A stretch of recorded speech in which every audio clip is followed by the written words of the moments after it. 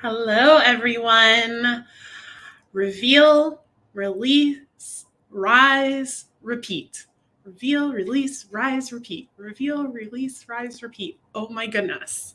That is the topic this week. And I have to admit that this is kind of what my brain did when I heard the topic for this week, that it just felt like this ever expanding, overwhelming spiral of evolution.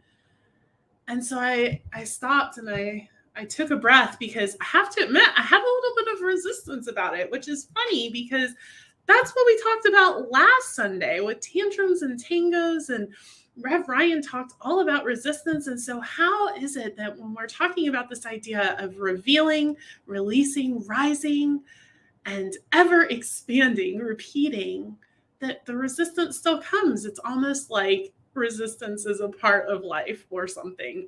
I don't know. Anyways, this Sunday, we are talking about this upward spiral, this evolution of our own creativity, of our own lives. And the greatest example of that, or one of the greatest examples of that, depending on your framework and what you choose to believe, is Jesus.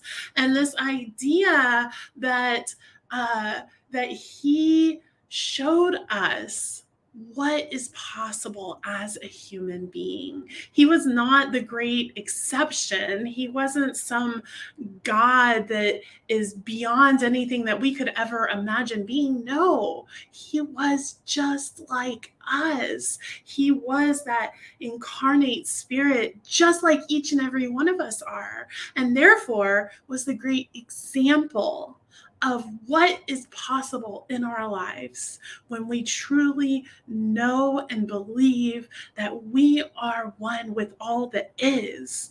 And when we do that, when we ever reveal that into our lives, it becomes so easy to release all that does not serve us and rise to higher and higher levels of evolution, higher and higher levels of our own knowingness.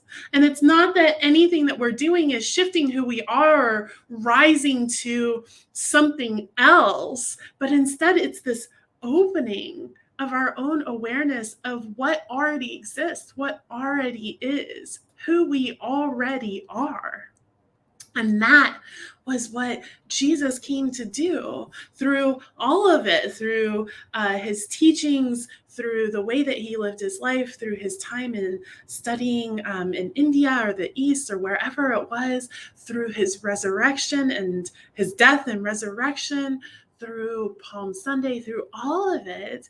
He was showing us that as human beings, we are so profoundly powerful, and that at every moment we can choose to open to the awareness of our own oneness, our own divinity, to reveal that out into the world, to release all of those things that are not serving us, that are holding us back, and to rise into the truth of our own divinity. And then we just simply repeat it over and over and over again.